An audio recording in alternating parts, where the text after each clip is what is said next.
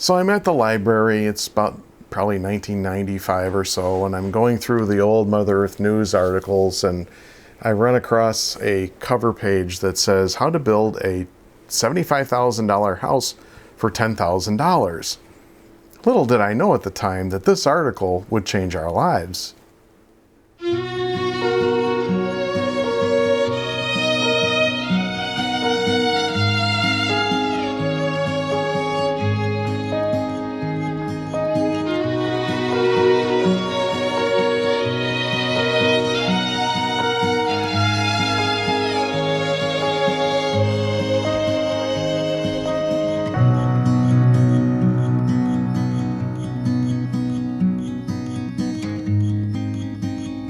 For those of you that are thinking about building an eco-friendly house, I want to reminisce a bit about how we did it, how we narrowed down the type of house style that we really wanted to build with. So the thing that I would recommend is putting together your own list of criteria and then using that to help decipher what is meaningful and what isn't, because there's so many forms of eco-friendly homes out there today.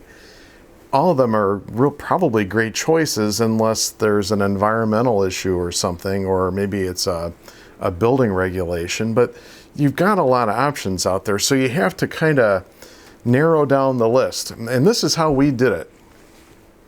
The first on the list is, in our particular case, I had to be the primary builder. So we were going to be using my labor, my sweat equity, to help build this house and to keep the costs low.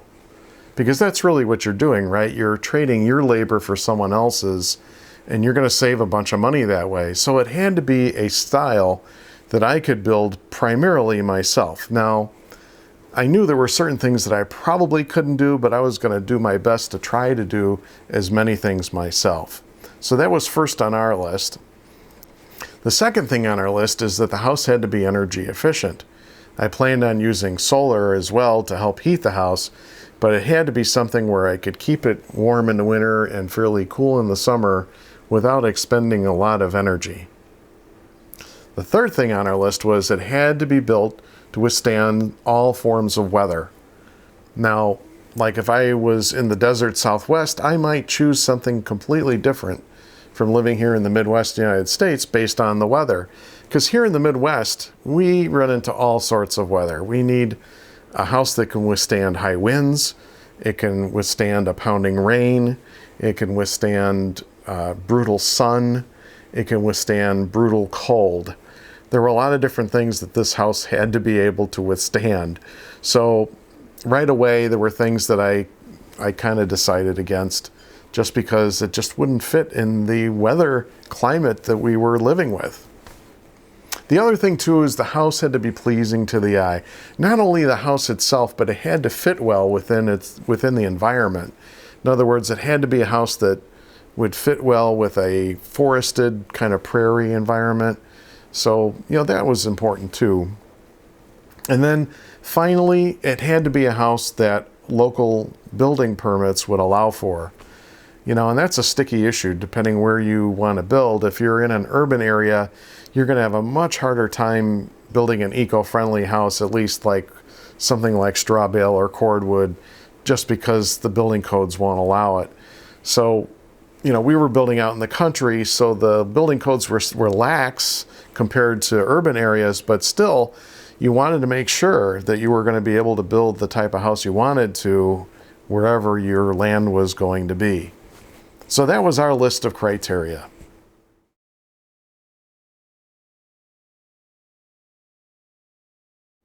So as I alluded to at the beginning of this video, I was reading Mother Earth News at the library, and it was really interesting because the first year was 1970, but by the end of the first year, the articles or the length, the size of the magazine was getting huge. By the time you get into 1971, 72, each magazine is like 200 pages long, and it's fine print. I mean, it's just amazing how much information there is in those old issues. I mean, this was really catching on back in the 70s, just back to the land movement. So there's a wealth of good information in those old magazines. And as I mentioned, I'm kind of looking around trying to find some methods of home building that might be suitable to what we want. And I saw that front cover, and the front cover says how you can build a $75,000 house for $10,000. So I'm thinking, okay, I'm game. I'll look in here and see what there is to see. I open it up, and there's pictures of this Cordwood house, or they called it a stack wall house, in New Brunswick, Canada. And it's built by a fella named Jack Henstridge. And for those of you that do not know Jack, he has since passed on, but he was, well, we call him the godfather or grandfather of Cordwood. He was kind of like the first guy that started building with Cordwood back in the 70s. And not saying that he was the first, but he was the first to bring it back into the limelight. It's an ancient form of building. Back in the 18th century, 19th century, homes were being built not only here in the United States and Canada, but also in different Scandinavian countries and Europe. So it's got quite the history. And things have changed now over the days. We build them differently than we did back then. But nonetheless, this was the first article that I saw about Cordwood. And immediately I thought, this is something I could do myself. I mean, I can cut wood. I can mortar in these logs into a wall. This is something that, a lot of people could do. I mean, I'm not a big guy or anything, and I couldn't physically lift big timbers or anything like that. But Cordwood, I could do that. So right away, this was something that's like, hey, this is doable. And so I did more research and found some more Cordwood articles. I think it was about 2 or 3 issues later, here's an article by Rob Roy. Rob and Jackie Roy, they have just finished their first Cordwood house, and they're about to print a book about it. And I thought, wow, that's really cool. And then I keep reading, and now I find another guy up in northern Wisconsin, Richard and Rebecca Flatau, that have built their own home mortgage-free. And I'm thinking, wow, there's a lot of good stuff in these old Mother Earth news articles. So I copy off these articles and I take out Rob Roy's book, and I'm heading home, and I'm thinking to myself, this is it. I found the method. This is what we're going to build with. And I remember coming home, and Joe's making dinner or something, and I show her a picture of a Cordwood wall made out of rounds. It didn't have any split pieces in it. And I distinctly remember her saying something to the effect of, I don't think you'd want to build a polka dotted house, or I don't think you'd want polka dotted wallpaper. It had something to do with polka dots nonetheless. And so she didn't take the bait.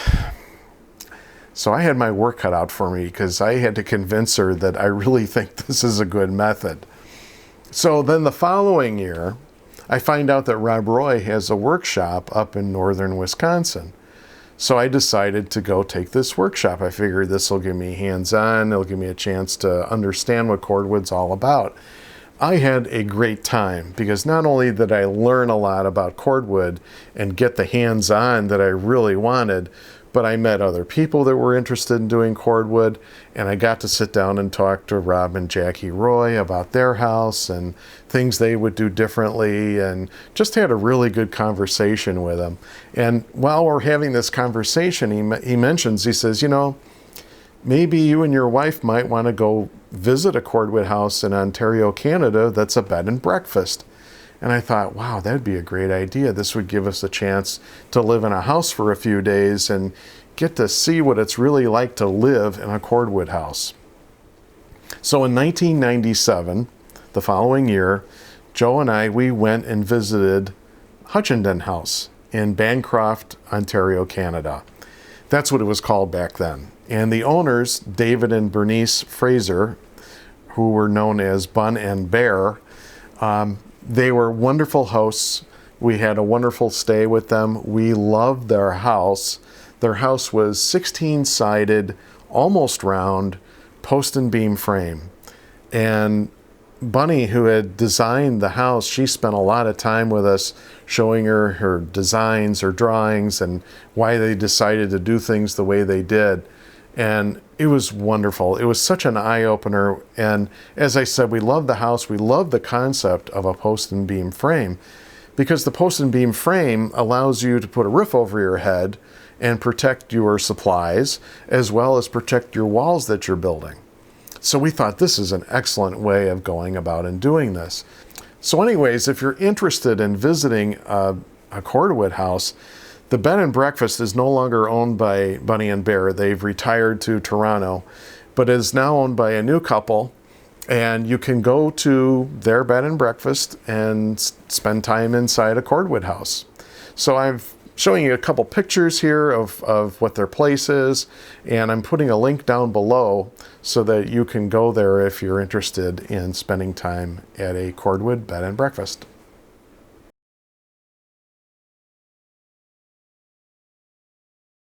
So now we're driving back from Bancroft, and we're in the United States again, and I turn and look at Jo and I said, "So what do you think?" And this time she took the bait. She took the hook, line, and sinker too. She said, "Yeah, I really like this house. I really like the way it's built.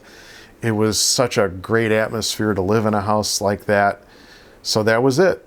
We were sold on Cordwood. That was the deal closer.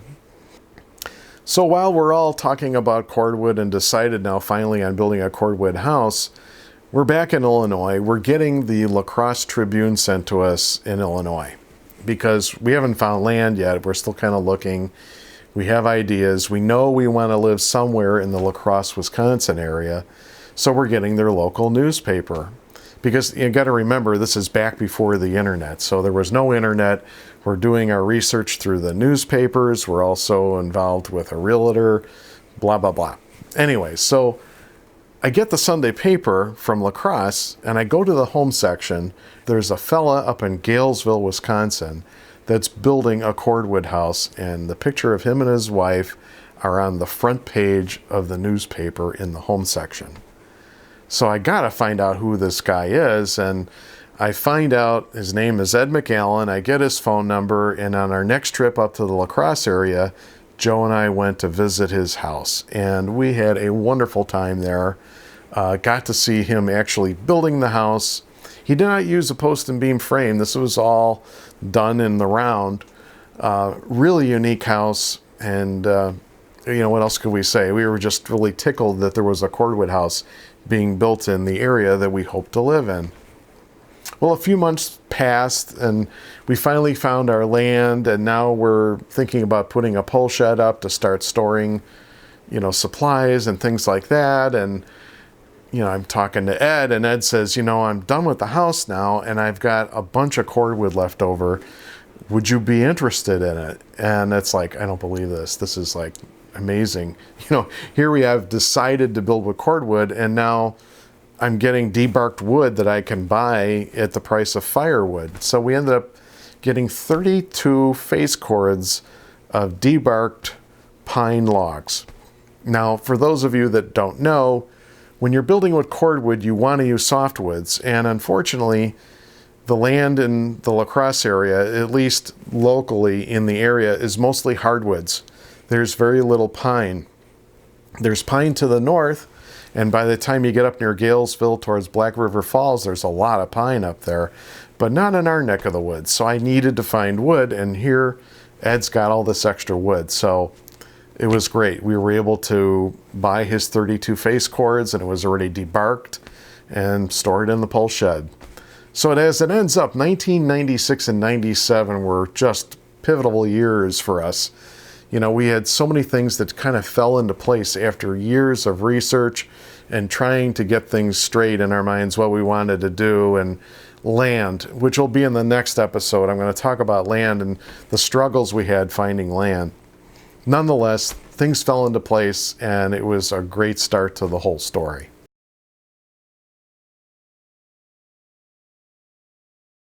So what would I do differently if I had to do it all over again?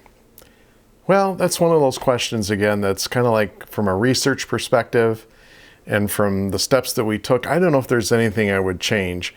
But I do want to stress, however, that things have changed as far as technology. You know, there's so much more that you can do now with the internet that is just phenomenal compared to what I went through. I mean, I want to show you this here. I don't know how well this is going to show up, but this here is Mother Earth news from the year 1970 to 2018 on a thumb drive. I mean, think about it. I mean, back in the days when I was doing research, I had to go to the library and look through magazines, and now it's on this little thumb drive. That's all it takes. And so there's so much more now that you can do quicker, easier than you could back then. But other than that, I don't think there's anything I would change. I think the keys to us was being able to go to the bed and breakfast, Hutchinson House, and visit with Bunny and Bear. That was, you know, really something really key to the whole process of deciding on Cordwood. So I certainly wouldn't do anything different there. We were very fortunate that we were able to actually meet with the builders of that Cordwood house. So again, there's nothing I would change with the process. So that's all I have for you today. Thanks for watching. If you enjoyed what you saw, please give it a thumbs up and always subscribe. And if you'd like to buy me a coffee or a tea, there's a link below telling you how to do that as well. Thanks for watching, and we'll catch you on the next episode.